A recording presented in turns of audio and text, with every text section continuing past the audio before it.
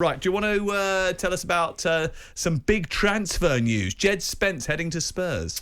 Yeah, we've spoken about this a bit this morning, about what type of player Tottenham are buying. I have to confess I've not seen as much of Djed Spence as possibly you have, but I've spoken to people at other Championship clubs and they tell me he is just about the perfect signing for Antonio Conte to play in that wing-back role. We know that Spurs are looking for central defenders. They can play a back three next season. Very quick player, someone who loves to get forward, big engine, all the attributes that you feel Antonio Conte looks for in a wing-back. It probably means the end of Matt Doherty's Tottenham career. That hasn't exactly gone according to plan. But it is a big step up, Scott, from playing at the top end of the Championship. And let's remember that he wasn't fancied by Middlesbrough. I think that was maybe more to do with off the pitch stuff, but to go from a little dig back at Neil Warnock, didn't that was good. Issue, that was a good exchange. But to go from the top of the Championship to the Champions League is a huge step up. Absolutely. I mean, it's one thing to be a Premier League player; it's another thing to be a Champions League player. Played well for the England under-21s as well. Look, he's a talented boy, and if Antonio Conte can make Victor Moses into a Premier League winner, then there's every chance that he can develop Djed Spence. I would back Antonio Conte every day of the week if he believes he can do that. If he's got the attributes and then he can believe he's got the football intelligence to know what he's got to be doing, then go for it. I mean, you jump at that chance as well, despite what Forest have done. You jump at the chance to be involved in a club the size like Spurs and also playing Champions League football. Yeah. What about Richarlison? Yeah, Richarlison's interesting. I was just going to say, I think Forest would have liked to have kept Djed Spence, but they were aware that there were much bigger clubs. The assets gone up too much, and Middlesbrough are going to sell. Then you negotiate the money and you get the fee, and then you bring in people in the right. Well, the fee goes to Middlesbrough. Yeah, because he's on loan from Middlesbrough. Right. Yeah, so it's a lose-lose situation in many ways. What it is, for Forest. That is a bit of an issue for Forest. They've got quite a few on loan, haven't they? Anyway, sorry, it's Richarlison. Yeah, reports circulating, I think in the Brazilian media yesterday, that Tottenham were in advanced talks with Richarlison and with Everton, talk of a £50 million bid. I don't think it's that advanced. I think Richarlison is on Tottenham's list of potential arrivals this summer, but only at the right price. And I don't necessarily think that's a key area for Tottenham. I've mentioned the need for a centre-back. I think that's Antonio Conte's priority. You look at the forward end of the pitch. Kane is going to play every minute that he can. You can't leave out Son. Kulusevski had a fantastic end to the season. They've got Perisic now as well.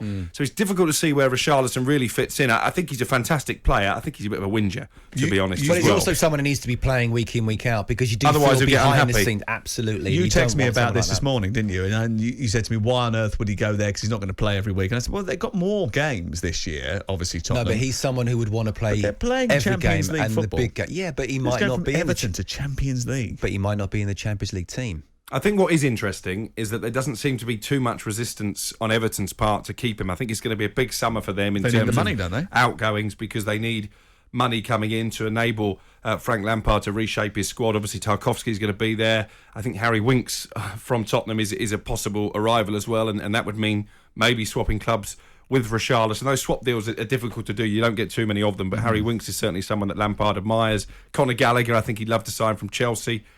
He's going to go back and take his chance in pre-season with Thomas Tuchel. But on the subject of betting, I've just had a bit of a wager with Darren Bent. I think, and I know you agree with me, Sam, I think Tottenham are the biggest challengers to City and Liverpool next season because of the manager, because they've got money to spend. I think they'll finish above Chelsea. Mentioned it earlier. He said that earlier. I'm going with Benty. You think Chelsea? So you've had the wager with Benty? I've gone Tottenham. I'll have the wager with you then, Sam. There we go. Oh, yeah, but these two are going to bet like a fiver. I know what's coming your way. £2.50. You're going to want me to buy you dinner somewhere or something like that. That would be nice. That's a good shout. It's a good shout. What a good shout that is. Okay, Let's do whoever finishes higher. Yeah. I think Tottenham will finish higher. Okay, Chelsea finish higher. Okay. And the other one, the one who wins picks the restaurant? Yeah, definitely. Okay. All right. Deal. Okay. Deal. There you go.